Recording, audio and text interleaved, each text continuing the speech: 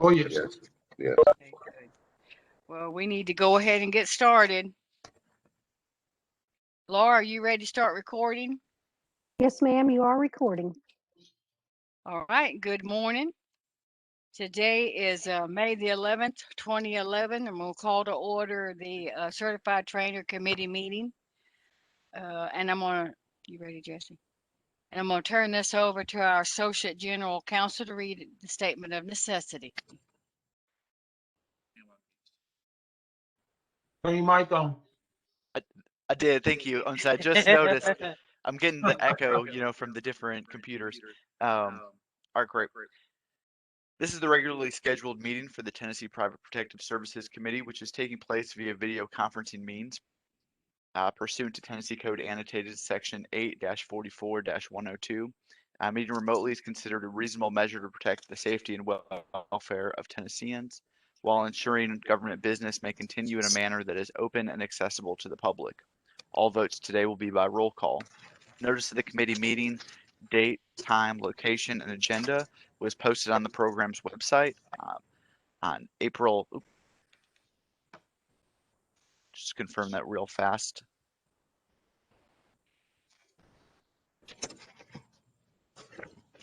Has been posted since May 3rd, 2021. Pursuant to Tennessee Code Annotated Section 8-44-108B2, if a physical quorum is not present at the physical location of a meeting of a governing body, and in order for a quorum of members of the governing body to participate in the meeting, doing so by remote means may be acceptable if a statement of necessity is read into the record and a necessity exists. The determination must include a recitation of the facts and circumstances for which it is based.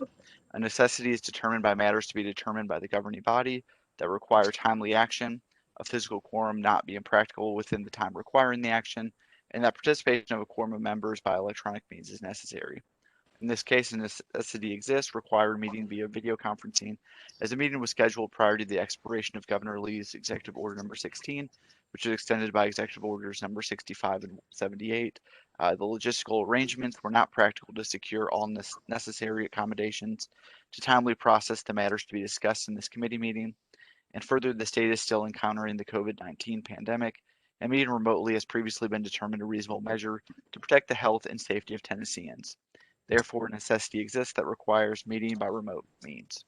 The purpose of today's meeting is to discuss the meeting agenda, which was previously posted to the committee's website, and voting will be done by roll call. Thank you.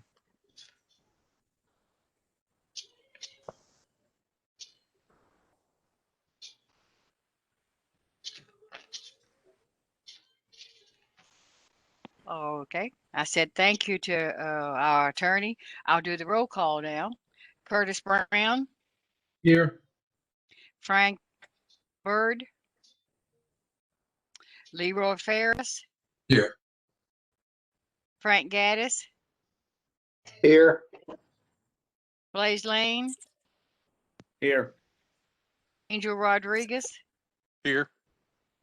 Donald Gregory. January Farrell. Here. Frankie Lax. Here. Dustin Madison. All right, let the record show that Mr. Bird, Mr. Gregory, and Mr. Madison are not in attendance, but we do have a quorum.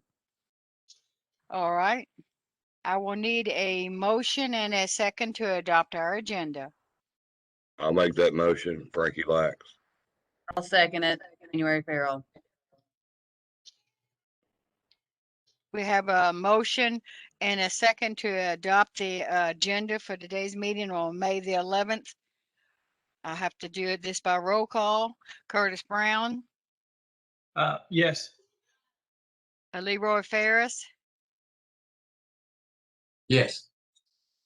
Frank Gaddis. Yes.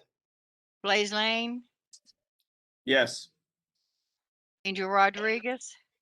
Yes. January Farrell. Yes. Frankie Lax. Yes. Motion was approved to adopt the agenda. Now we need the motion made to adopt the minutes and a second from the April 26, 2021 meeting. Make the motion, we adopt the minutes? I second Who it. was that? Was that, I did, who's, I'm sorry, I Oh, couldn't pick up. Leroy that. made the motion. And Brown seconded. There we go. Thank you. We have a motion and a second to adopt the minutes from the April the 26th, 2021 meeting. Roll call, Curtis Brown, Yes. Leroy Ferris, Yes. Frank Gaddis, Yes. Blaze Lane, Yes. Angel Rodriguez, Yes. January Farrell, Yes. Frankie Lax. Yes. Motion carries. Thank you. I appreciate that. Next on our agenda is the discussion and vote on the unarmed guard exam, and I'm going to turn the program over to the gentleman to my right.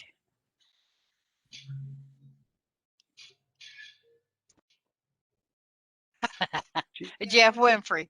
She's forgot who I am, but y'all, three of you remember what she said a while ago, that she was my assistant, right? I remember that. That's why I couldn't remember his name. I got so many. That's just a little joke we had there, folks. If you would, please, Jeff, I appreciate it. All right. So first of all, I want to recognize somebody that you don't see or hear very much, and that's Laura Colston. She is she works here for the Reg Board's administration, and works directly with our assistant commissioner, and she does a lot of stuff in the background, and sometimes I think I fail to thank her for everything she does, but so I want to make sure that I get that out this morning before I forget. So thank you, Thanks, Laura, Jeff. for being Thank there you. for us and doing all. She pushes a lot of the buttons and levers and things that control things on the other side of everything. So so the last time we met, we went over the exam, and there were a few questions that we talked about that we were going to fix, and we can go over each one of them, and we'll talk about how they were fixed. I sent all of you a copy of the exam as we approved it, and those fixes are on that. So if you've got that printed, or if you can pull it up on your computer, we can look at each one of those just real quickly, and you'll see what I did to fix it. Another thing is I added one slide to the presentation, slide number, I think it's not number 3. It was early in the presentation, and so that changed the slide numbers that the questions refer to. So I went through that whole document and bumped them up by 1. So those still apply to the current slideshow.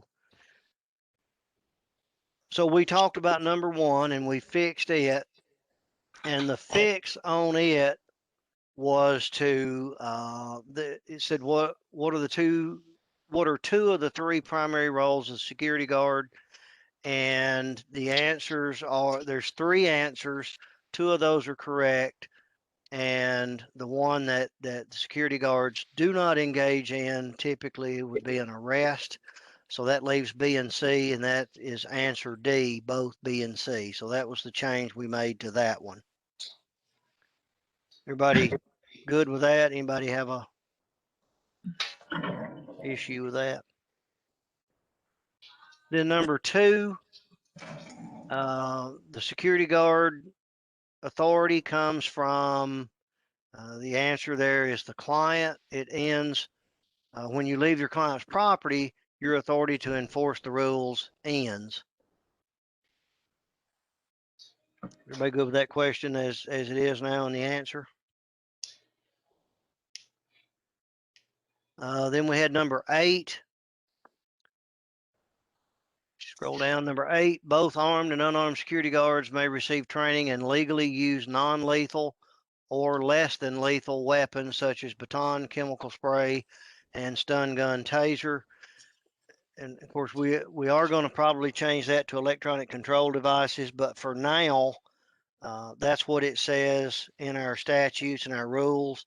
So I figure that at some point, if we can get some of that changed officially, then we can change that and roll it out here as well. And the answer to that is true. All right, no questions there or comments. Number 12, by law, anyone seeking licensure as an unarmed or armed security guard must be a citizen or resident alien. What is the best way to support citizenship status? And the answer is D, any of the above appropriate to your situation. So basically, they have to include something that helps to substantiate the fact that they are either a U.S. citizen or a legal permanent resident or resident alien. Mr. Jeff, do you want to stick with licensure or do you want to move to registration as an unarmed? I think we probably should change that to registration. Does everybody agree with that? Yeah. All right. Just in Yeah. keeping with what we did the last time, I'm gonna go ahead and change that now.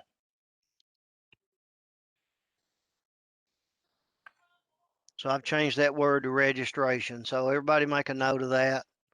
And I'm going to make a note here on the minutes.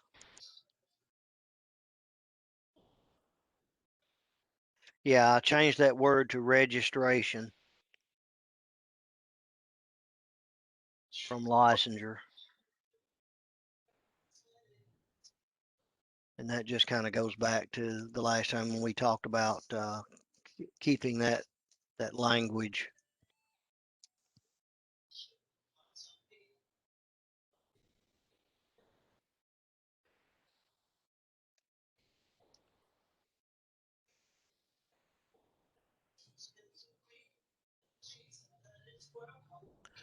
Okay, so number 13, you hire on with a contract security company as an unarmed security guard or officer. You have how long to complete training and pass a written examination? And the answer there is 15 days. And that is still written in the statute.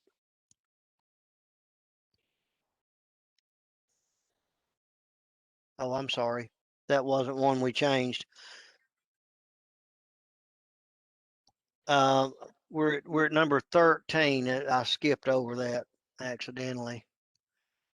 If you have a prior criminal history and were convicted of a felony or a misdemeanor, your situation must now be reviewed and you might still be able to become registered provided that at least 5 years has passed since you completed court-ordered probation. And the answer there is true. I think we left out any mention of the Fresh Start Act, which is basically what offers that change. Everybody good with the way 13 reads now? Number 15, training is valid for how long? And the answer is B, 1 year. So once you receive training, it's good for 1 year. Number 18, the law allows a grace period during which you may still renew an expired registration. You must pay blank late fee for each month past the expiration date up to blank months, and you cannot work until renewed. The correct answer is A, it's $20, and you can do that up to 3 times, 3 different months. And on the first day of that 4th month, it expires fully, as you know, and then you have to start all over from scratch at that point. Be good on that one? And number 24 is the last one that I had a specific mention about, and that is the fee required to be paid in full for applying and getting an unarmed security guard officer registration is, and the correct answer is $70. Not 50. Unfortunately, the ones that do that are not represented at the meeting. So, but the answer there is $70. So does anybody have any comments about any of those?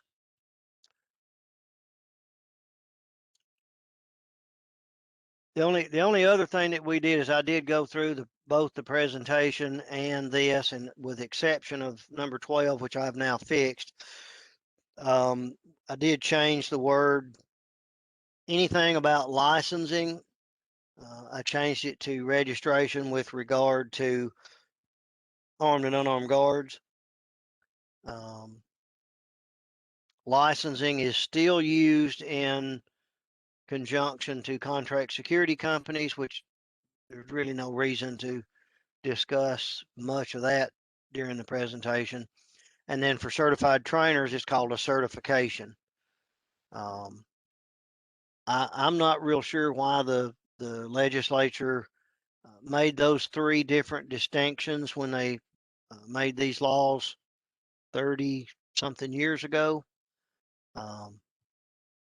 Jesse might have an answer to that. He doesn't. I think Jesse was born a little more than 30 years ago, but he was real little then and wasn't a legal scholar at that point. So he's not. None of us are sure why they made that distinction, but so just keeping in that line, that's why we did that. Also, while I've got it on my mind, I did go throughout the entire presentation, and everywhere in the presentation or the exam or any reference to the commissioner, I put in, and I don't know if you call it a bracket or a brace, but I put the little, it's the key right beside the P, and it's not the little squiggly one. I guess it's more like a brace. So I put the word or the words everywhere it said commissioner, I put in the braces there, Commissioner of Commerce and Insurance. And so we clarified that throughout everything. I forgot how many replacements it found and did that too, but it was a bunch. So we now have that at every location as far as I know. So any other questions about the exam?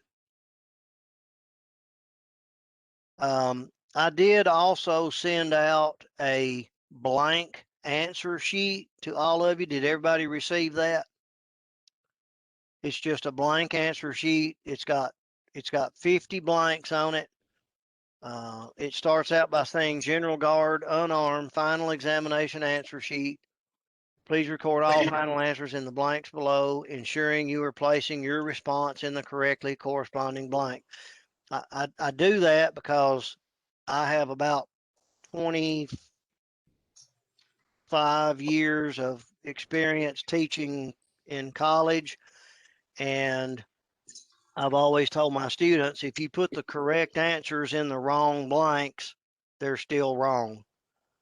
So, like if you're not sure about one and you skip it, you need to make sure if you're answering number 5, you need to always make sure you're putting the answer in blank number 5. And so that's a source for error sometimes. But so that I sent that to you, and then also I sent you a grading key, and I call it the official key, effective 5/1 of 2021. The score obviously should be 50 out of 50, and I put the correct answers in those blanks.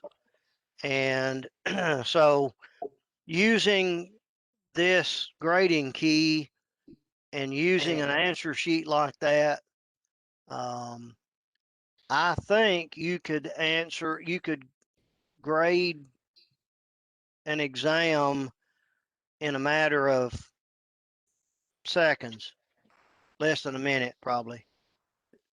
Anybody have any comment about that? I mean, if anybody thinks there's a better way to do that, I mean, I think it's a good idea to do that. It just makes it a little more uniform, easier to do. That's just my sense. I think so too. I mean, you know, in hunter education, we had 100 questions, and we had little circles, and then we had a thick piece of like acrylic, like a see-through overhead transparency like thing. It was a little bit thick, and we actually had to we would make those like 100 or so many hundred at a time. We actually drilled holes in those things with a drill press. That was very difficult. So every time we'd make a change to the test, didn't matter what you did to it, if the answer used to be C, the answer still needed to be C. So we didn't have to change those templates. And we changed several questions throughout time, but we might even throw the question out and put a new question in. But if the answer used to be B, it was still B, so that the grading key would still work. So I think this is probably the easiest way to handle this.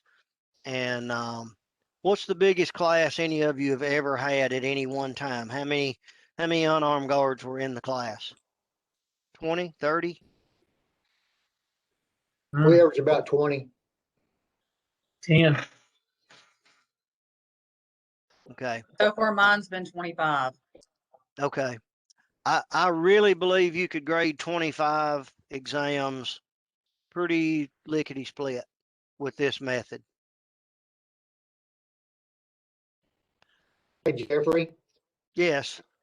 I looked at my emails. I was not there for the last class. I don't have that. Can you send that to me when we get done today?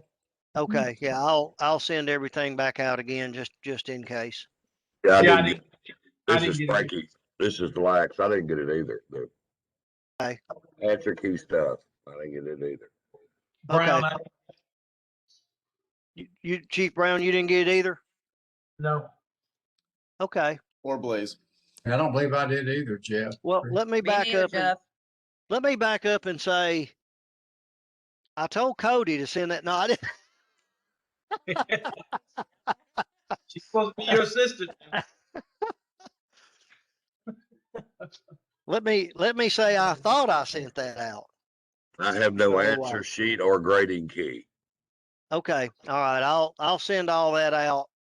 And I thought about sending it to you. How about that? But There you at go. any rate, I'll get that out to everybody after the meeting today to make sure you have that. So everybody's good with the exam and everything that goes with that. So the next big thing is, and I want to, all of you have contributed to a great deal to this next part. I want to say a special thank you to Angel because he's helped me quite a bit with this. Oh, the graphic on the presentation. Has everybody had a chance to look at the presentation? Yeah. Did everybody look at the graphic for the force continuum? Yes. Okay, y'all indicated that you like the circular version of that. And at first, I'm gonna be honest with you, I thought it was complicated, but the more I got to looking at it, it kind of grew on me. So I kind of like it. Okay, it needs a little explanation, but I think it probably does what we want it to do.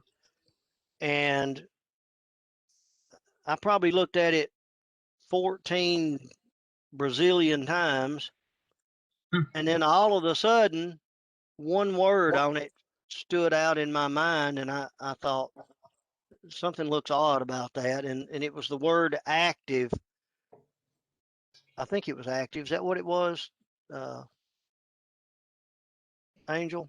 Yes, sir. I thought I'd bring up too that the presentation that you sent out, the version, is the older version. It's the one that includes that mistake. So Really? thought I'd bring that up. Yes, sir. Okay. Well, that is fixed. And I will send out the updated version of that then. Do I need to send that out now so we can discuss it? It'll take me a few minutes. You'll have to come up with something else to talk about while I do it. Yes, please. Okay.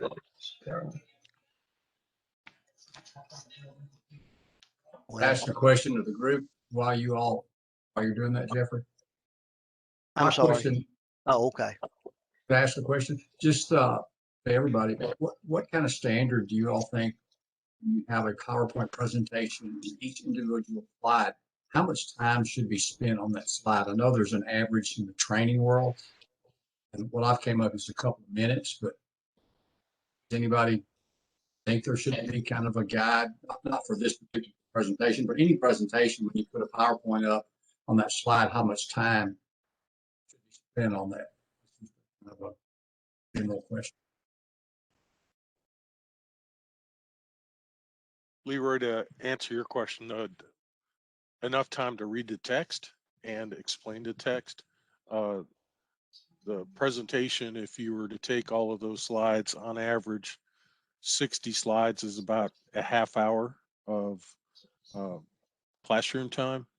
That's just reading directly what's on the slide, waiting 2 seconds, and going to the next slide. That's about the average, is about 60 slides for 30 minutes. So that's been my experience.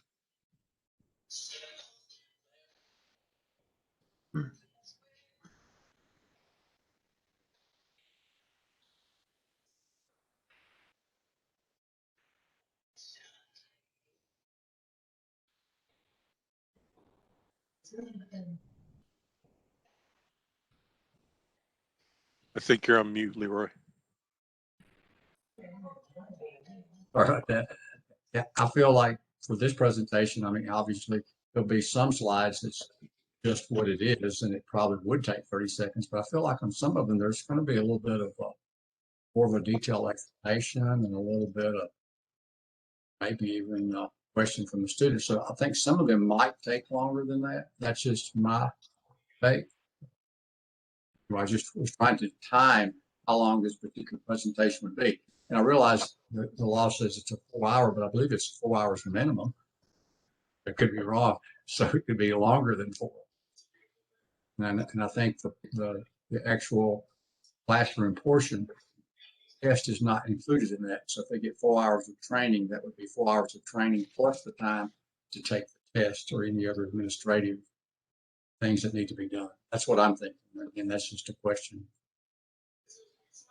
Yeah, I think there's going to be some slides that we could definitely trim out. That you're looking at, the goal here was to provide enough information to where we could trim things back if needed, but adding stuff's a lot harder than trimming back. So I'll just go ahead and throw my 2 cents in.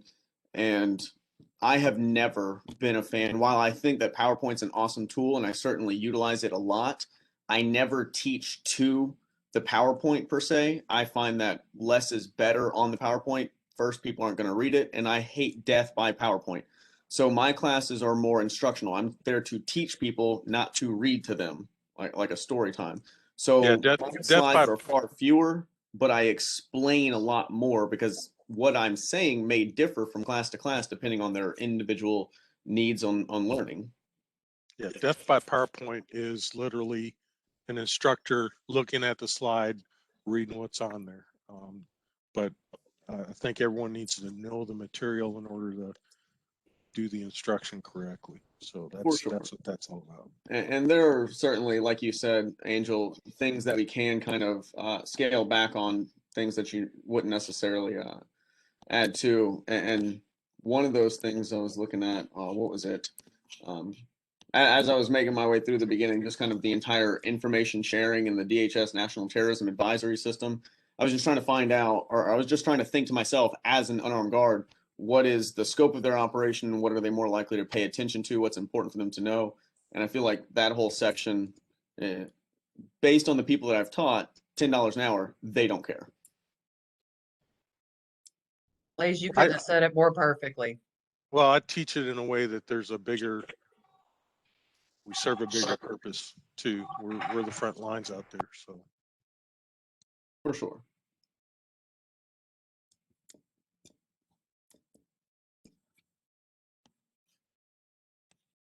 And Leroy, the big thing with that PowerPoint, the way I look at it is you're going to have to judge the comprehension level of your guards. Sometimes it's going to take a little longer on one slide, sometimes not so much. It all depends on the level of intelligence of your guard. I agree. Each class has its own unique personality. There are correct. There's some classes that people ask and others time. But anyway, I was just trying to base. It just seems like there's a lot of slides to go through there if we're really attempting to do it in 4 hours.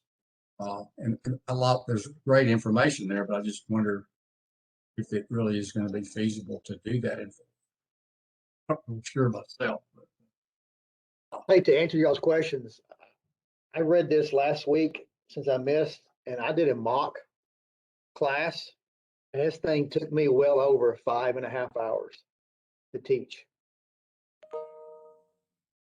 And I'm with Blaze. This information sharing, a lot of our clients have a class on this. And so I don't want to beat it to them twice. My goal is to get their attention and keep their attention. And I'm like Blaze, death by PowerPoint is, every class is going to be different, but I'm like him. You can't, death by PowerPoint is going to kill people. They're not going to retain anything. And I don't read PowerPoints. I have the students read them. Okay, so what we're saying is we think we have some slides that we need to remove. Do you know which ones those are?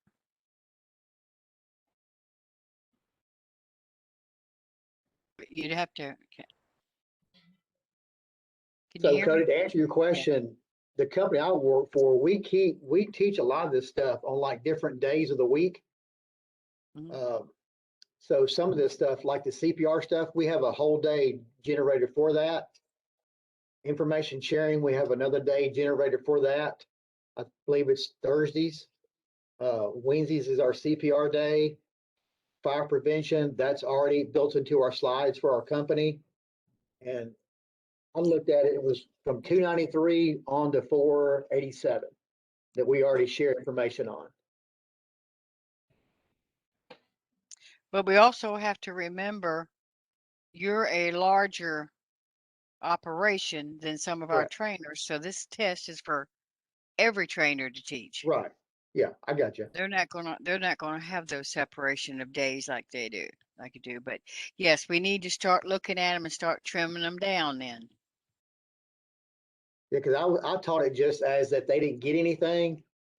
And I was teaching my trainer this. We were going over just me and him. And it was a long day. Does anybody disagree or agree? No, I absolutely agree. I No, work with a lot of different companies. So, and just like you said, they all have different days for that.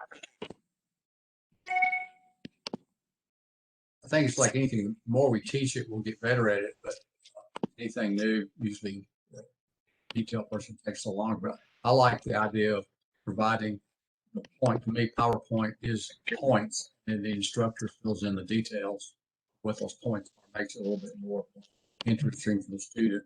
There's some things that have to be written. Like if it's a law, the law needs to be up there. If it's a rule, the rule needs to be up there. That's just sort of my take on it.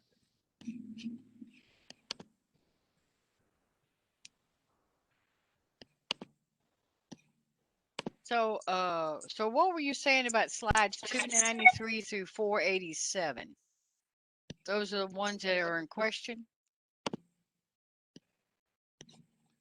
You answered my question earlier about, us, the company that I work for, we teach all this stuff already on different days of the week. So you answered my question on Oh, that. okay, I just didn't want to beat them twice to death with it. right. Let me ask you this. What if it was synthesized down to an outline? And for some of you trainers who work for a company where you're already teaching some of this information, if you know it's going to be on the test because it's what's being required on the test, but you're teaching it maybe outside of the scope of this or additionally, so maybe you're not going as in depth with it.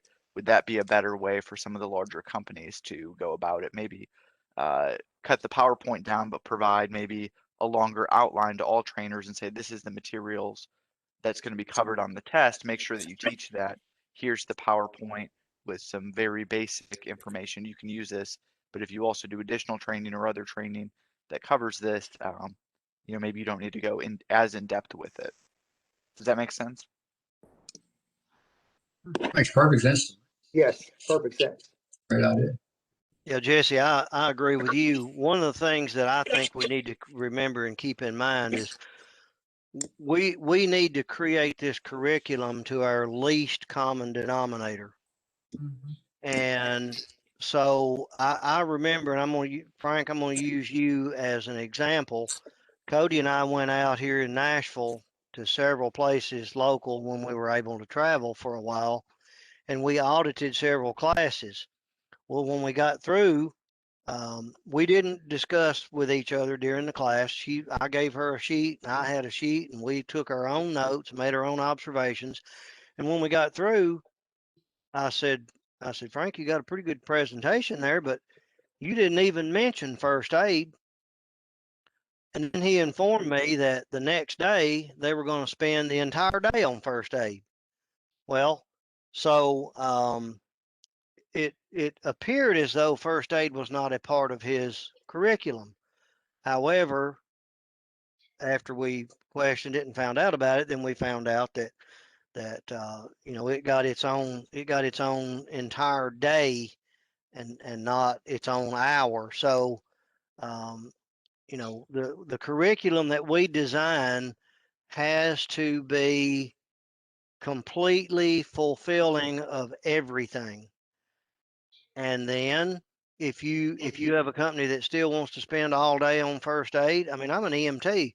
I could really dose up that first aid section, but we've already said we're not going to try to make these guys paramedics, and we're not making them actually first responders either. We just want them to be able to recognize a situation and not become a victim. One of the first things we want to do is rush in and do something. Well, if you don't assess the scene and you rush in and step on a power cable, then you got two people electrocuted to death now, the victim and the security guard that was going to go help them. So we don't want that. So and I wanted to speak on the issue about the death by PowerPoint too, and I certainly agree with Angel that I agree with Blaze in the fact that we don't want to contribute to death by PowerPoint, but it is the instructor who becomes deadly with PowerPoint. You can give me a PowerPoint presentation, and I don't have to be an expert at that area, but when you flip that slide up there, I know what I need to talk about. And I may talk about something a little bit different from what you may talk about, but I'll get the point across.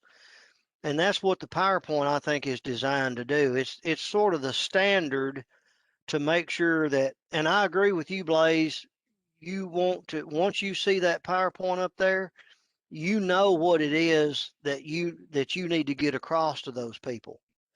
And so you're going to do that differently than just reading the slide off to them. I mean, I've had college professors that did that, and I wanted to go jump out the window in a few minutes. So, I think the PowerPoint, is somebody going to be better at presenting the PowerPoint than others? Absolutely. there's going to be certain instructors. Some of you guys are going to be able to go in there and take this thing and just make it look like Christmas all over again. And there's other people that are going to be able to take it and kill about as many people as the coronavirus has, just because of the way they present it. So I just want to say that to reinforce the fact that I think the best way to get this material out to all the 400 trainers across the state is in the PowerPoint form. What they do with it, as far as whether they make it exciting or make it deadly, that's going to be as individual as each one of you that's sitting there right now. Mr. So- Winfrey, I'd like to tag on Yes, to what you're saying as well, sir. We agreed in the beginning that each one of these sections were going to be allotted a certain amount of time. So I just wanted to remind the committee, when you talk about removing certain sections out, that section, orientation, part 1 should be last in a half an hour. And if we're going to remove stuff out of one section, just be careful about how much we remove out of each section, because we have time that we considered for each section. Just like to remind everyone. And the other thing, let me just say this real quick, Blaze. The other thing is the law currently still says 1 hour, 1 hour, 1 hour, 1 hour. So in order to push this and make it official, that's actually going to require a change in the statute. And we are not really wanting to do that for a bit. We want to try to handle everything with the rules right now, but so we need to think about that as well. I don't know. That's just a thought we need to be thinking about. Go ahead, Blaze. You had a point. I was just going to say, I understand that we're in that time limit and we have to be careful what we remove. But according to Mr. Gaddis, it appears that we are well beyond the 1 hour, 1 hour, 1 hour. And I just want to make sure that we do set people up for success, and we can have good intentions rolling this out with every bit of information. But if our statistics are just, if our metrics for how long we're doing this is, here's the approximate amount of time you are dedicating to a particular slide, then that is under the assumption that I'm going to read the slide, give them a second to digest and move on. There's not a lot of explaining. There's not a lot of room for the particular slides that would need more. For example, I go heavy into use of force because that's a pretty important topic. It's not just enough for you to read the slide. You have to comprehend it. My only way to convey that is if I have a full-on discussion with you. So I want to make sure that we're setting people up for success, especially as I'm going through this, the first aid portion. I mean, there's a difference between me just reading this off to people saying, hey, you're trained, versus me teaching somebody. Teaching is not just a, hey, I've been certified, so I'm up here to present the information to you. I am here to teach the information. And I think that should be at least considered. I'm not saying, you know, I'm not fully charging with the plan saying, let's, you know, cut whole sections out of here. I'm just saying, let's make sure we set everyone up for success moving forward so that we don't roll out an all-encompassing presentation, but is executed poorly on the other end. And where I'm going with that, Blaze, I agree with you, first off. But if you look at the orientation section that we're spending a half an hour on, we have 69 slides in that section. All of those sections were added there. If there's any place we're going to look, and I'm just throwing this out there for the committee, because I've looked at this thing backwards and forwards. There's some sections where we tried to beef it up some to meet that half hour. There's other sections, when we get into the legal sections, that's where, you know, I do agree there's some sections we can take out of there. Why do we have to have something about restaurant and a license to serve alcohol in the class? How much time are we really going to spend on that in the classroom? So I agree with some things, but all I'm warning is, you know, we got 69 slides for that first half an hour, and that's about right to do it with all the walkthrough and use of force. making sure you're centered on that. So some of these sections we're skinny on, some of them we're fat on, and I knew for a fact that first section we're a little skinny on that one. So just throwing that out there. Jeffrey, this is Frankie. There's something that I want to get off my chest and get the big elephant out of the room on this whole situation of redoing this curriculum and standardizing the curriculum for the state. I think it's long overdue, and I appreciate the efforts. But as I watch and as I watch and listen to a lot of the people on the committee, I don't know how many people on this committee are just trainers and have academies. It appears Mr. Lane has that one in Nashville, but a lot of trainers across the state, like myself,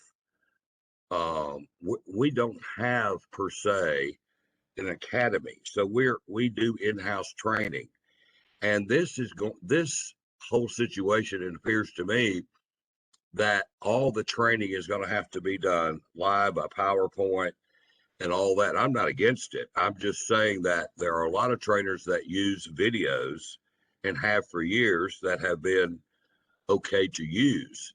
But this taking what we're doing is going to be more beneficial as far as the business side of it for people that have schools that are not in the guard business.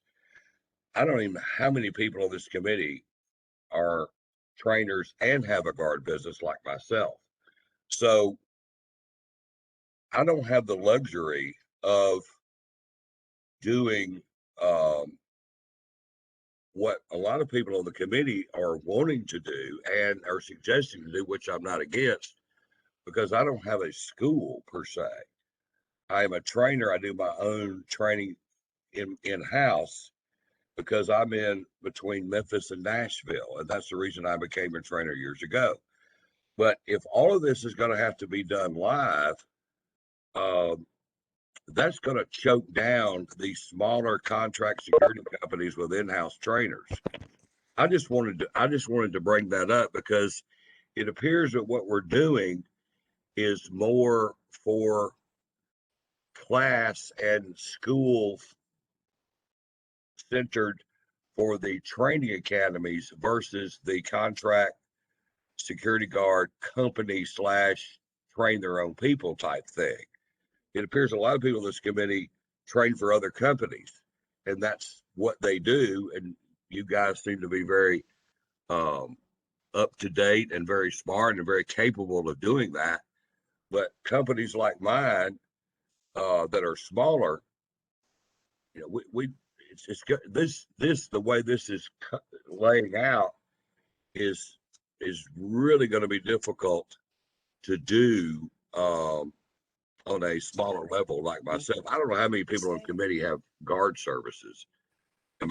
Is there others on this committee that run guard services in addition to training? Yes, I do, Frankie. I'm a trainer and I own a security company. So Okay, so Chief Ryan, do you understand what I'm trying to? I mean, I don't know how many employees you have, but do you understand where I'm coming from with this? well, I agree with a lot of the stuff that Blaze was saying and Angel was saying, but that I agree with you until where you said that, for those that have the schools, they've been teaching a certain way. The PowerPoint kind of like the dead man's casket. They've got they're teaching the requirements and what is required by the state, but they already have their routine that they go in and they hit on it anyway because they set theirs up in sections and days. Whereas you and I and any other trainers that have companies, what we do is we follow the state requirement. We give our 8 hours classroom. Then the next day we're going to the firing range. That's the way I do mine. I got a day of class, and the second day we go to the firing range. And in the firing range we go through cleaning, we go through assembling, disassembling, reassembling, and then we go out there on the firing range and we shoot. I want to keep the two separate, because if we cram too much of it all into one day, it's just like beating a dead horse. Once the horse is dead, there's no sense in sitting there beating them, because it's not doing you're not doing any good or any worse. The horse is dead. So I don't want to overwhelm him like you're saying. I got the 2 days. That's it. Blaze and Angel and January, who have the academies. Yes, that works great for them. I still think the PowerPoint and the way we have it set up, it's a win-win. And Blaze and Angel in January, they go in, they know the material because they've been teaching it. This is how we got this, because you guys put all your great minds together and they came up with this along with Jeffrey and Cody. And I think this is going to work out great for everybody. As long as we stay within the requirements of the state, I don't see a problem with it. As far as myself, I'll use the PowerPoint until it gets to the point where it kills me. Well, that's where I'm coming from. I don't want to get to the point where it kind of chokes trainers down like myself and you that we're running guard services in addition to private investigators and all that. So, if I was only had a school, it'd be different. But Exactly. we're in the middle. Jackson, Tennessee is in the middle of nowhere, and so that's why I became a trainer. I'm all about training. I was on the post commission. I'm I'm certified to teach at the police academy and all that. But the standardized, there's got to be a way that we can customize the way we do it as owner operators. I guess, Chief, it's my only point. I just wanted to bring that up so the committee can be mindful that that we do other things here at my firm than just training for guards. So I just wanted people to be mindful of that. That's all. Mr. Lax, Mr. Brown, I'd like to throw out this for consideration too. I mean, back when I first became a guard fresh out of the Army in 1991, my training consisted of sit in this room, watch this videotape for an hour, and then they came in and switched the videotape an hour later, and then they came and put in another videotape an hour later. Those. and then boom, I was trained. How about that? I'm good to go now. I remember those. Okay, so I think that's kind of the happy medium, somewhere between that and what you're saying is, I think the purpose of this committee was to get something that all of us could agree to, and yes, this is just kind of the starting point. But this is just the foundation. I certainly don't want to go back there where we're just sitting a guy in a room and you're done. Angel, you are correct. However, I don't want. I mean, I don't want to be choked down to where it's going to be. I believe in training, and you are exactly right. We got to find that happy medium. I just don't want this curriculum and all to be geared towards just the academies. I just want people to be mindful that there are trainers out there that are in house and this shouldn't be geared just to the schools and academies. And I agree with your statement. Somewhere in the in the middle somewhere. Yeah. All right. Frankie, I want to just say this just real quick. So do you feel like that with what we're doing here, that we're saying that the only way you can teach this is to get in a classroom and do a PowerPoint to your people?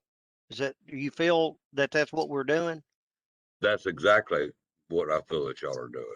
Well, that is exactly not correct. And I'll give you a perfect example of that. When I was working for TWRA, we taught the new wildlife officers. I mean, we had some of the most fantastic videos and PowerPoint presentations. We had a Glock pistol that you could teach a kindergartner how it worked. I mean, it broke it down. It showed, it was animated. It was the most wonderful thing I'd ever seen in my life. And I had this officer ask, he said to me, he said, hey, I'm going to be going down here to so-and-so county, and it's the biggest Amish population in the state of Tennessee. What am I going to do? And I said, you're going to learn something. So the PowerPoint presentation was absolutely useless in the Amish population because they didn't have electricity. They didn't allow that kind of equipment. So, I just told him, I said, instead of taking a video or a PowerPoint, you're going to walk in there with a gun and you're going to hold it up in front of them and say, this is a gun. This is the barrel, and this is the bolt, and this is how it works. So, this curriculum, the only thing we're creating here is the curriculum. How you present it is totally up to you. If you want to print these PowerPoint things and make notes out of them, and you just sit that in front of you and say, okay, now I need to talk about these laws. So how you do that now, you can continue to do that. I think that there shouldn't be any reason that you wouldn't be able to do that. Okay, well, Angel brought up the point a minute ago that he went in and got 2 hours of video and wham, bam, thank you, ma'am, and out the door he goes with his license. So, is this going to be mandatory for all this to be done live, or is there going to, I mean, I heard that y'all talked early on about some online training, and where does that come from, and who sponsors that? Well, every bit of this can be done online. So if you want to set up your classroom to where it can be done online, you can do it that way. This particular presentation, I don't think it requires any in-person presence. Now, the armed part, I'm going to beg to differ right there. I think we can do a couple hours of that online, but I'm not going to sign my name to anything regarding a firearm until I've spent about 5 or 6 hours around you. And Well, I agree with the arm. I agree with the arm part. I mean, you can't video going to the range. I mean, I get all that. So, but I just want to get so video. This is just the curriculum. Right. So however you present that curriculum, whether it be by video, by PowerPoint or whatever, as long as it's done under the guidelines that we're setting up on this committee. Yes. I just don't want this whole situation to be geared for the academies, because we don't have one here, and that's not something that I want to get into of doing an academy, because I just need to train my own people because of the geographic location of where I am. So right. And so all we want to make sure is that you train your own people with this material that we've all agreed based on the laws and what we or you all as security experts know that those people need to hear and learn about. That's the curriculum. I don't care if you write it on paper plates and let them eat popcorn, and then when they eat down to it, they go, oh, here's what I need to know about. I don't care how you present it to them. Okay. PowerPoint is just a way. This is just your lesson plan. I mean, kudos to the late Buford too. I attended a lot of his stuff over the years. He was an excellent instructor, but that's what he did every day, and that's what he enjoyed doing, and that's what his business was. I think the gentleman there took over his academy. Am I correct on that? But he was an excellent trainer. And I attended a lot of his stuff. But that's not going to fit how we do it here. I mean, I can't teach every day like Buford did. So as far as live teaching is my point. That's all. But. So what I want you to do at your place, Frankie, is just I want you to keep teaching the way you're teaching.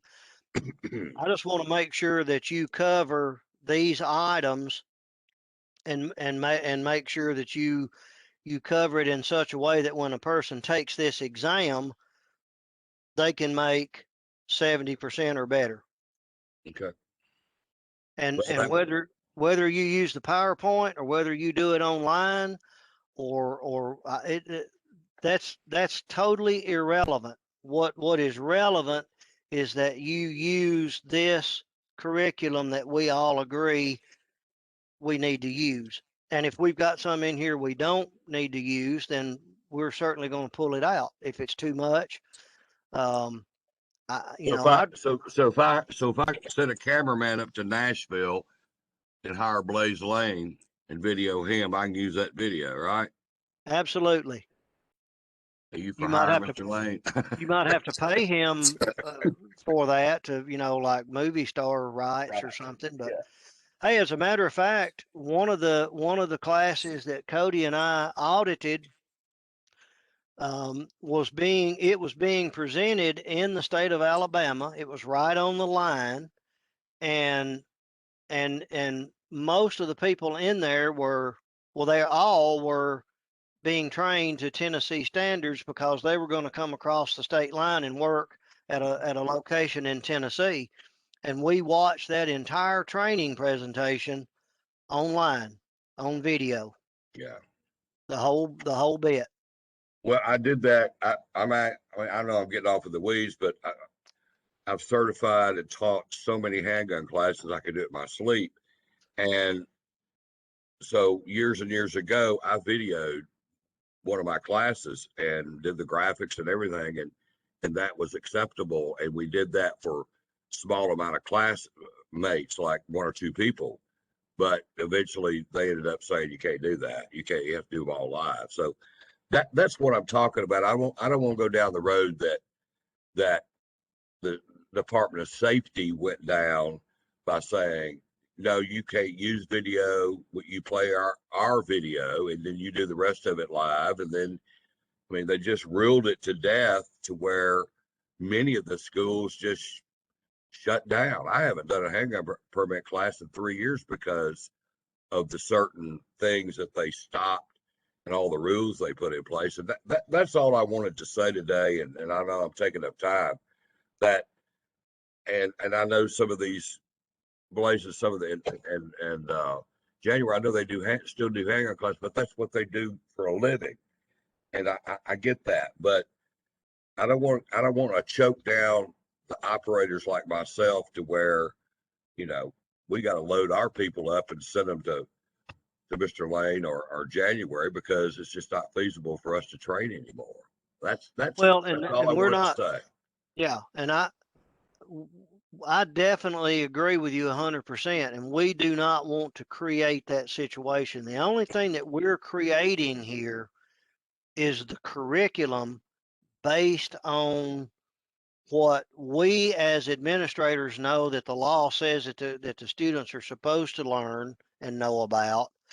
And then also based on what all of you guys and gals know about because you're in the security business. And that's what we're going to push here is the curriculum. If I get trained by Blaze, I want to get the same training that I get from Frankie Lax, or that I would get from January, or from Leroy. I want it to be the same thing. Now, Blaze is probably not going to PowerPoint me to death.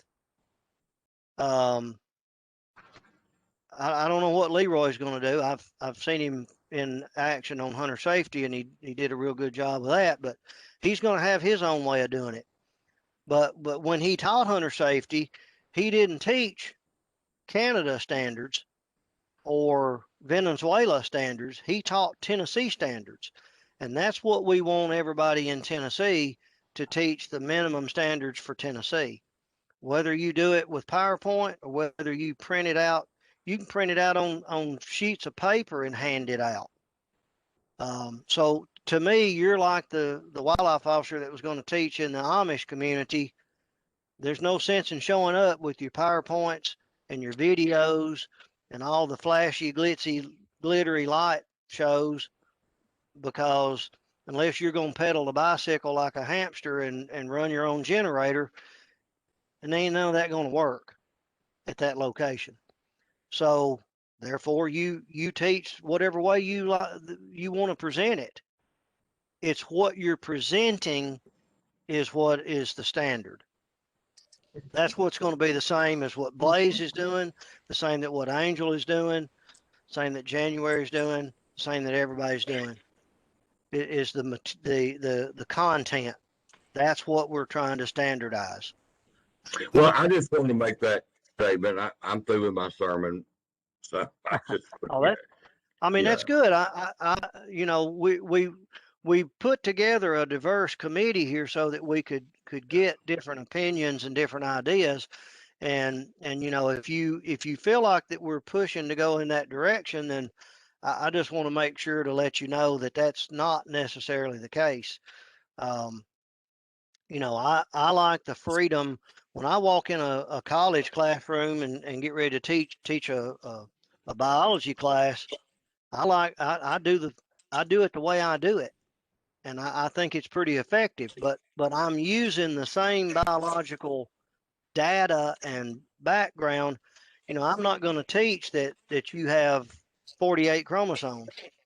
That's not how many you have, and so I'm not going to change the curriculum. I'm going to teach the same stuff. So, and that's what I want you to be able to do. We're just laying out the curriculum. If you want to use PowerPoint, I just figured that was the best way to send it out to everybody. But you know, once you print it, you can do whatever. Does that make sense to everybody? Anybody else? Does everybody else feel comfortable with that idea? Yeah. I'm good. I mean, I really don't think we're going to leave anybody out here. We're just coming up with a curriculum. Right. I just want to make that statement, Jeffrey, because I mean, because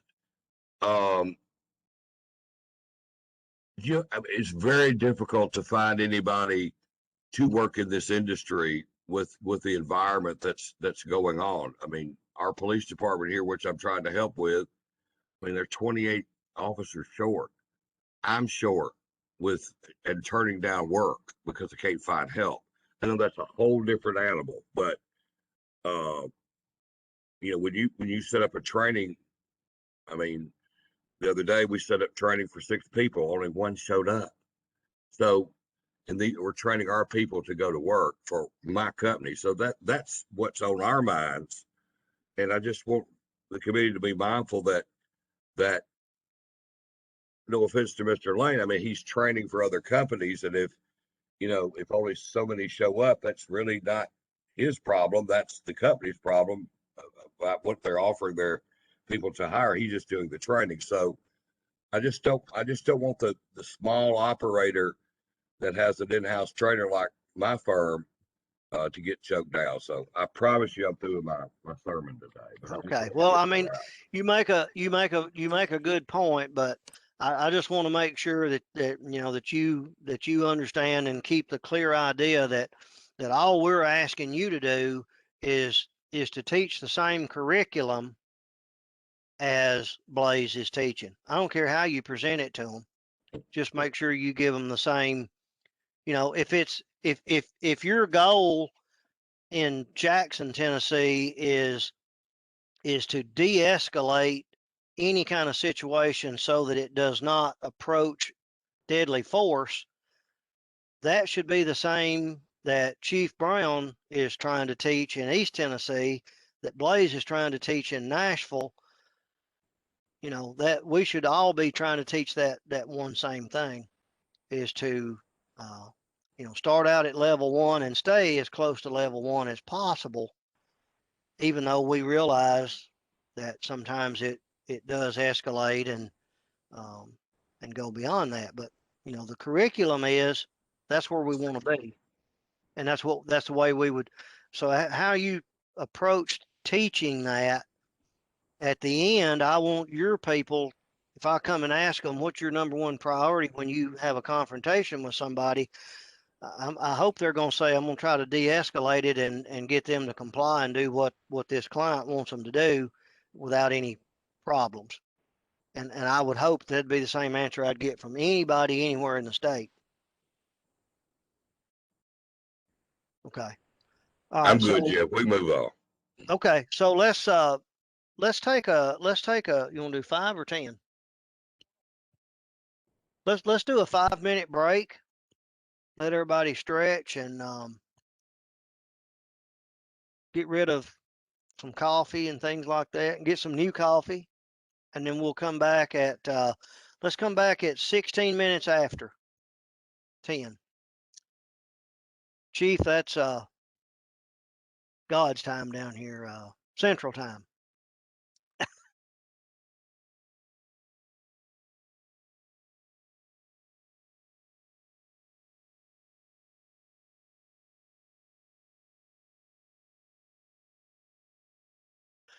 Okay, is everybody back? I'm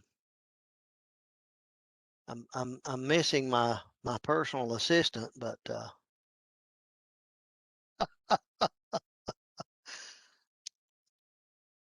she's probably gonna be sorry she said that eventually, right?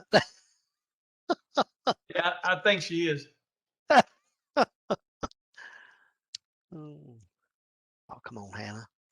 We can see. I know you're there. We have one of our team members joining us today, and she was trying to hide, but I told her I knew she was over there.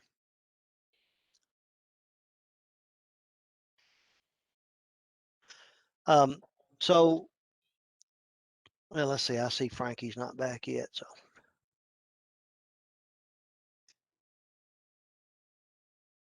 I apologize for being just a little late. I was actually doing my other job as office manager. That's okay. I thought we probably should have taken 10 minutes, but we'll go another minute or so. There's Frankie back. We'll go another minute or so, and let's see. Well, I guess Cody's the only one missing right now, so we'll go ahead and we can go ahead and sort of get started back. So, one thing that I wanted to mention is so I sent everything back out to all of you. Did everybody get your email there a few minutes ago? Angel, Yeah, was that all the new updated stuff? Okay. I thought I'd already done that. I may have. I've actually created a folder that just says older stuff. So anything that we change and move on to or whatever, I've been putting copies of that in there and trying to just keep the most up to date stuff so I don't send the wrong thing out. One thing I wanted to say about the force continuum slides, and I just want to see what you all think about this. I think we should include that same series of slides in the general guard training, and then again in the armed guard training, except we will expound on the two higher levels of force. And then also when we prepare the curriculum for the armed renewal, I think that's something that those same slides need to be in all three. The unarmed people will hear it. The armed people will hear it again and a little more. And then the armed renewal people will see it again every at least every 2 years when their renewal cycle comes up. Because as Blaze has pointed out, and all of you know, that's where we are in society right now. That's probably one of the biggest issues that we're facing right now is how do we handle that kind of situation? You know, how do we train for that? And one thing I still don't think that anybody has the answers. I don't know how you train somebody to be 100% fully ready for that deadly force encounter and situation. I mean, look at how many law enforcement officers never get to that point. I mean, I never had to cross that line. I got close once, but you know, I mean, there's so many people that spend a whole career and never have to go to that level. So how are you going to respond once that happens to you for real, most people will never know for sure because they don't experience it. So I think we should probably, I think that should be included in all three of those modules: the general, the armed, and the renewal. Anybody have any comment on that?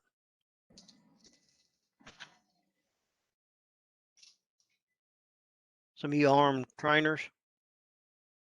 No, I agree with you on that. It does, because especially down here, I'll get what we call, how to put it nicely, Paul Blarts. Y'all know what I'm talking about. And we have a lot of issues with that. Yeah. And you know, we were discussing there a few minutes ago, kind of during our break. You know, we if I get trained in Memphis, when I go to Mountain City, I need to hear the exact same thing when it comes to the force continuum. If the same reason that allows me to shoot somebody in Memphis should be exactly identical to what that reason should be in Mountain City, 800 miles away. And it has to be. It is, we know that, but it has to be, and we have to maintain that, and we have to make sure that we train, you know, that minimum piece of information the same everywhere. So Absolutely. Like you said earlier, we've got to gear this towards the least common denominator. right. So all right. So back to the PowerPoint. There seems to be some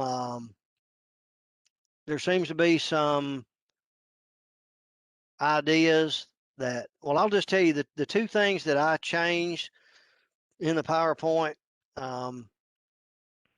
I made a little on the military time. If y'all will look real quick at slide 458, I added a couple of sentences to the bottom of that slide and just sort of put in my 2 cents worth of how you can convert. You just add 12 to the AM time, and you'll get your PM time in military.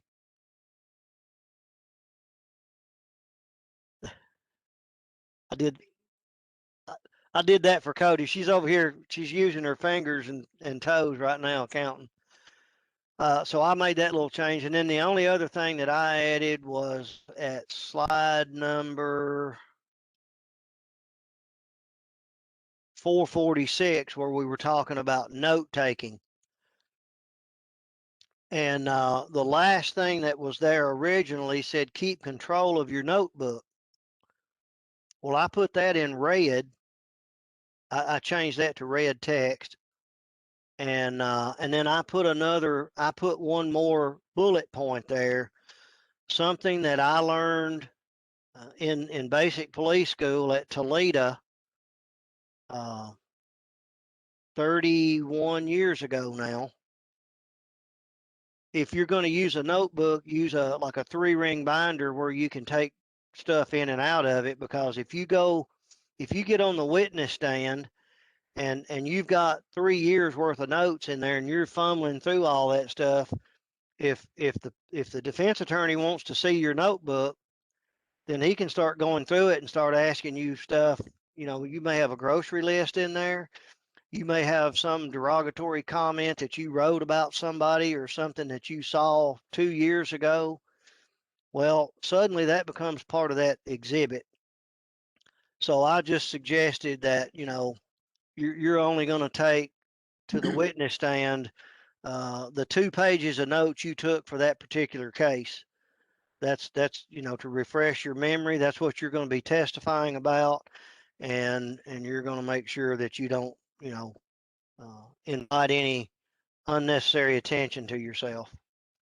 So I kind of stuck that in there, just something I thought about.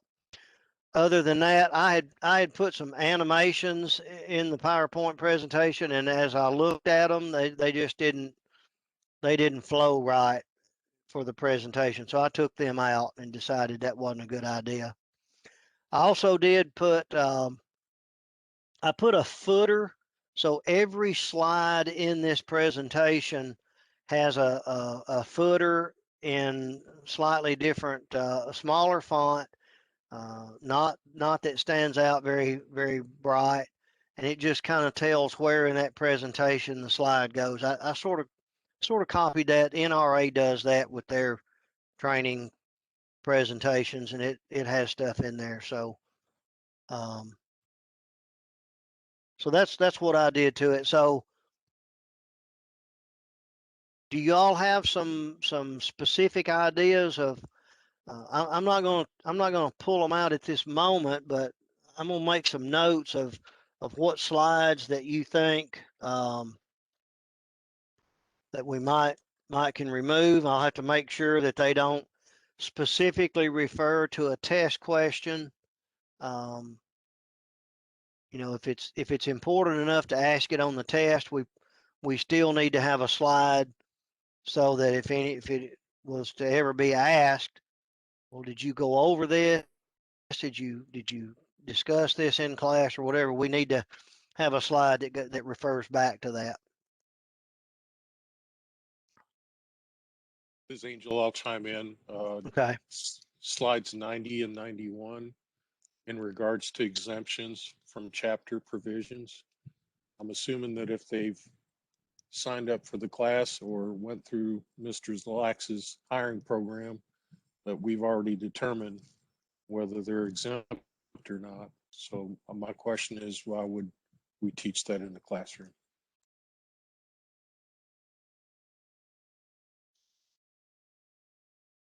Well, if you ask Cody and I, we would like for those not to even be there. It causes us some significant heartburn every once in a while, and all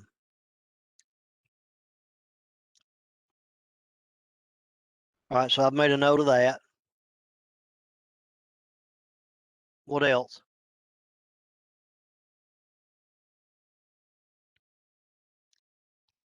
Blaze, you have specific slides that you have written down or singled out, or? When I was going through it, I didn't realize we'd have the opportunity to remove them, so I did not mark them down, but I can certainly go through and make that list, and I'll go ahead and cross-reference it with the test just to make sure that I'm not trying to pull something that's already tested. Well, one of the things that I think we were going to try to do with this meeting was to maybe make an official vote. So we probably can't do that at this point. So we will need to we'll need to schedule another meeting, and probably a couple of weeks down the road. Trying to do it a week is too much because we can't turn around that quick and do everything we need to do. I mean, I could probably make the changes to the presentation in a little while. I can enlist the help of Angel to do that, and we can make things happen pretty quick there. But we have to we have some legal obligations and things like that, so it's very difficult to have another meeting within a week, just because of those reasons. 2 weeks we can do so. I'd also like to bring up for What's that? consideration Okay. is slides 111 through 117. All of those slides were kind of nutshelled in regards to the Fresh Start Act on slide 110, and it kind of gets in the weeds, that section. So what'd you say about 110? 110, if you go to it, if you have prior criminal history and were convicted of felony or misdemeanor, your situation must now be reviewed. You still might be eligible to become licensed if at least 5 years has passed since you completed the court-ordered probation.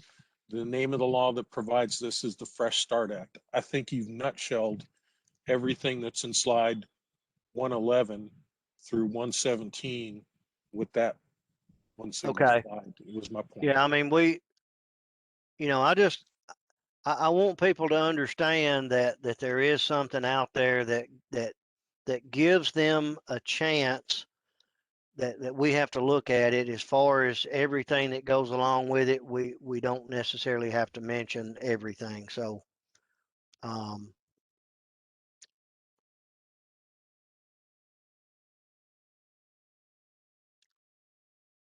yeah.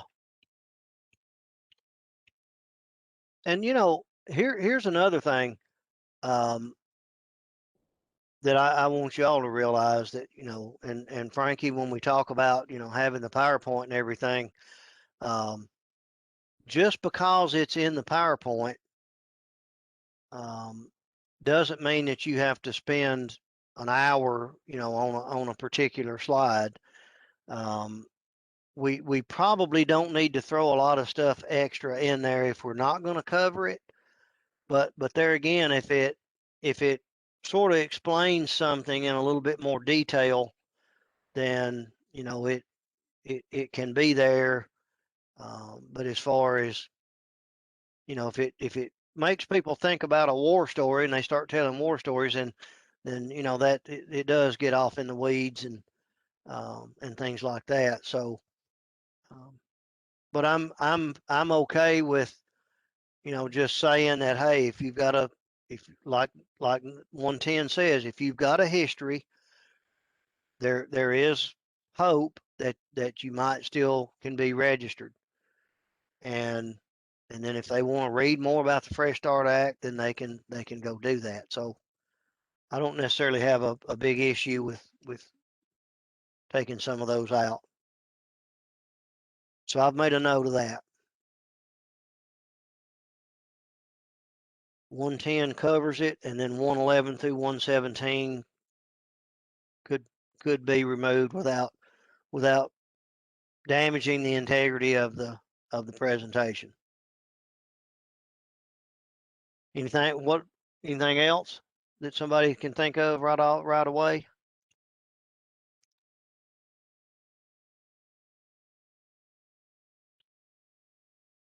What were some of those other ones that y'all were talking about? The Information Act or something?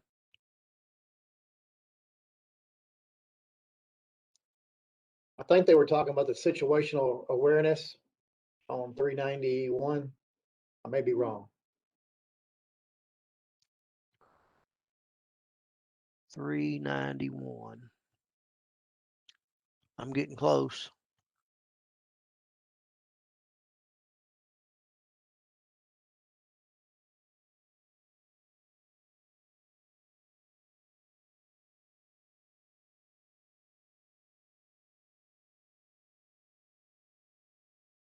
Now that wasn't what I was hearing a while ago, but well, let's just let's discuss real quick when we can meet again.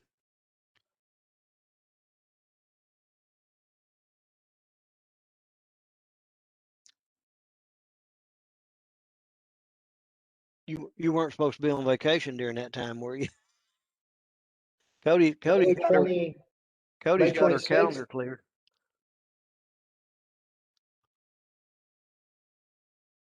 May 26th, good for me. How about anybody else?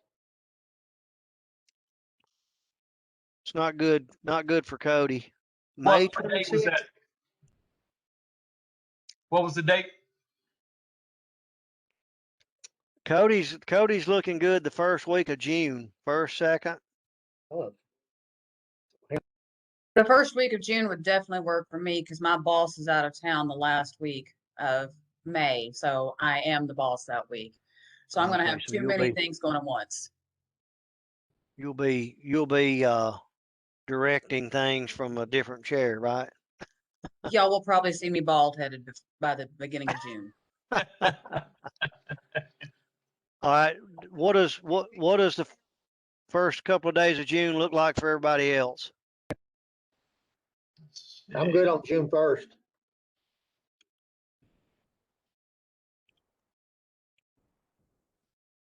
June 1st is perfect for me. All right. Is anything? I'm good on June 1st. They're mostly good on June 1st. Y'all good with that? So, All right. So our attorney is suggesting, what about the following week, the 7th or 8th?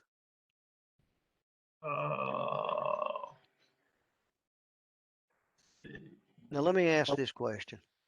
That is my armed week, so I can't do that.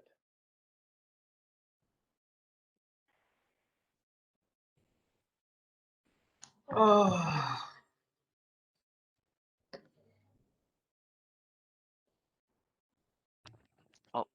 I'll unmute.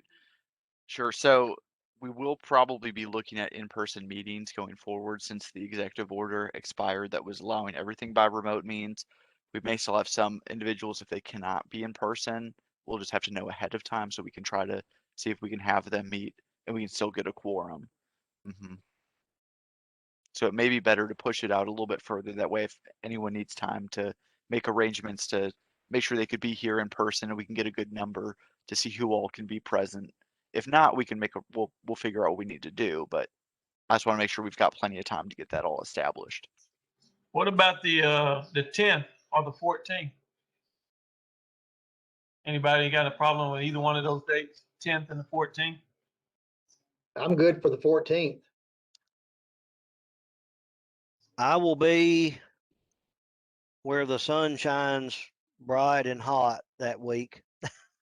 You mean you'll be home in bed under the lights? I'll be somewhere else in bed under the lights. I think that's the week I'm taking a little vacation. What about the 9th, 10th, or the 11th? Are we blocked all the whole 9th, 10th, weekend? or 11th, I'm good either one of those days. Wait a minute. Yeah, 9th, 10th, or the 11th. Then I gotta I make sure can I do get the either the room. 10th or the 11th. The 9th, I'm going to be teaching a class. 10th works for me. If it works for everybody else. Okay, let's say the 10th. I won't be there. I'll be on the range. Okay. Sorry. You want to do the 11th then? Could you make the 11th work? The 11th. What about you, January? Can you meet on the 11th? Absolutely. All right. 11th? Anybody got problems with the 11th? I do not. Lays, you good on the 11th? I'm good. Hey, Frankie, how about you? You good on the 11th? I'm good. All right. All right. So the 11th of June, that's a Friday.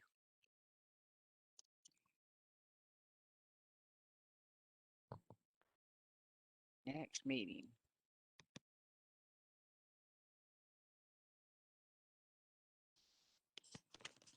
And we'll see where what we have to do in order to do that, if we can, whatever our requirements are at that point. Okay, I've got the information for a hotel that's downtown that will be accepting state rates, so I'll get Jeff to send that out to you in case you need All that right. information. It's across from it's Bandy, across from the park.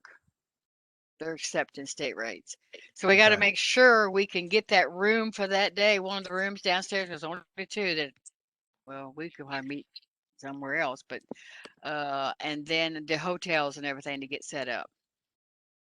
So as soon as we get out finished with this meeting, I'll get with the powers being. Let's see if we can get the room and do that kind of thing for June the 11th. Yep. Yeah. All right. Right. So with that being completed, I think, I mean, I really think that what we have, we'll make whatever changes in this unarmed curriculum, but I think we're going to have something that should be acceptable by then. So if y'all have anything that you really have any heartburn with, I need to know ASAP so we can get this changed. And in addition to that, I have started writing up some ARM stuff. I need your all's input as to where we are on that, so I kind of created about a 10 or 15 slide sort of a skeleton and places to plug stuff in. So I'd like to start seeing some stuff from y'all, what you're thinking, so we can start building that. And let's see, what else was I gonna?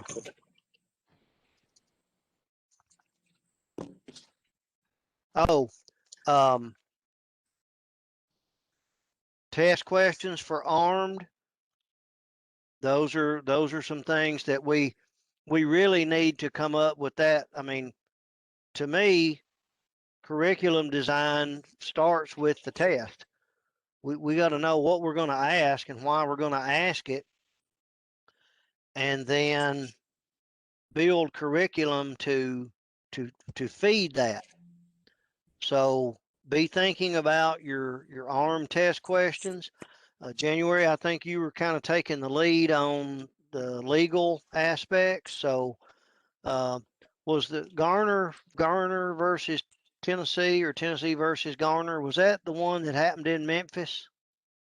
Yes, it Repeat was in that. 1971 that happened in Memphis, correct? Okay. Tennessee Okay. Thank you. I couldn't I recall all my info on it. I had I've got notes about that in my big notebook where I went through post instructor school. I've got notes on that too. So I just wanted to make sure that we were all thinking the same thing. I'm sort of using the suggested curriculum that we currently have, because it pretty much goes along and talks about the statutes. So again, we want to make sure we do that. I did send you all out an outline that I want to make sure. I sort of see that as a teacher's or an instructor manual. I kind of see the beginnings of that, of being very detailed for the instructor, to make sure you got the right tools and information to make sure you cover the material. I think that'll be good for an instructor to be able to have that information.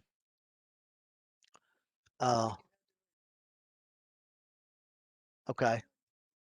I see it popped up here on my calendar.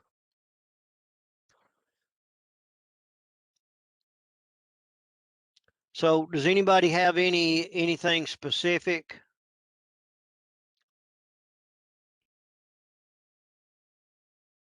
Again, I want to make sure we have, we want to have our course goals and our objectives for each of those sections.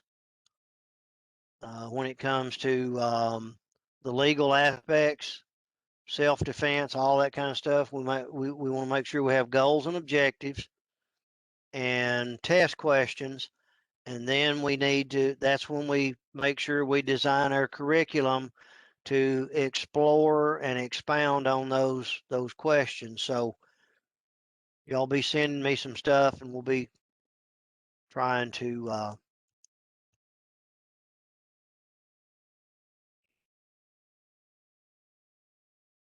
I hope to. My goal is to be able to vote on the 4 hours of general guard training the next time that we meet.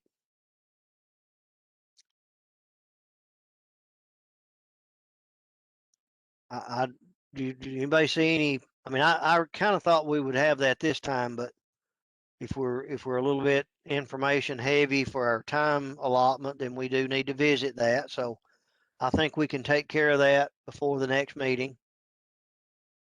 But I do want to put a firm deadline. Let's see, this is Tuesday.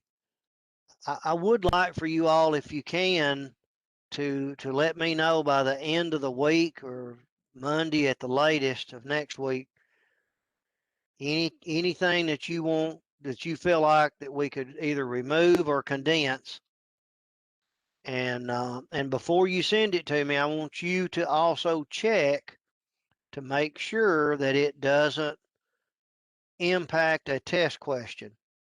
So in other words, if you want slide number 117 removed and the answer to a test question is there, then we need to incorporate that into a previous or subsequent slide and just make sure that, you know, that we're still answering the question. We're still providing the curriculum that deals with the questions. That makes sense? Okay.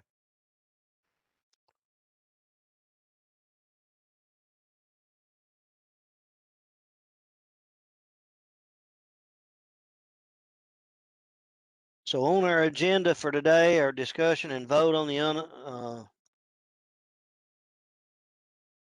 unarmed guard exam. That's postponed, right? Well, the exam, didn't we pretty much, well, we could vote on the exam now though, because I've made the changes. Yeah, Is it going to be the final version? They're just going to take what off slides? they're just going to remove slides, but if it impacts the exam, then we'll have to leave a slide in there. But the So- exam's not going to change.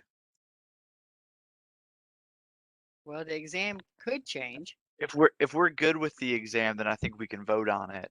I mean, we could always vote if we need to change it next time. But if this is the version that everyone likes and is good with, then sure, we can go ahead and vote on it. Okay, you did understand this, so we are all good on this exam. Yes. Do you all rather wait until we revise the PowerPoint, or do you want to vote on that today? If everybody's good with it, let's go on and vote on it. And that's one less thing we got to worry about. Go and get it out of the way. Go. All right. All right, we can do that. I'll take a motion and a second to vote on accepting the unarmed training exam as it is written today. I make a I'm gonna motion vote to on- accept the unarmed training exam as it is written today. I second it. January. All right, ready for the roll call vote to say we're going to accept the exam, unarmed exam as written. Curtis Brown, Accept it. Leroy Ferris, Accept. Frank Gaddis, Accept. Blaze Lane, Except. Angel Rodriguez, Accept. January Farrell, Accept. Frankie Lax. Except. Motion carries.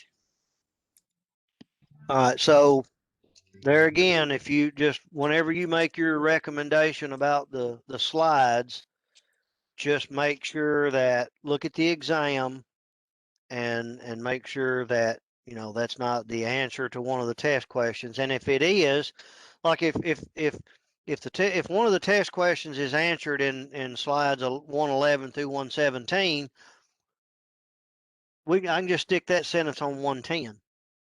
You know, that's pretty easy to do since were related. That's just an example. All right, so so where are we on the armed exam, or the not just the armed exam, but the armed information? Do y'all have something kind of close to ready that you can start sending me, or those of you that are on the armed subcommittee? I should hopefully have some of my stuff ready to send to you by Monday at the latest. I have Okay. some already. I'll send to you. Yeah. I've got some I'll send to you. Okay. All right. So yeah, just send it, and I will start. I will start working on that.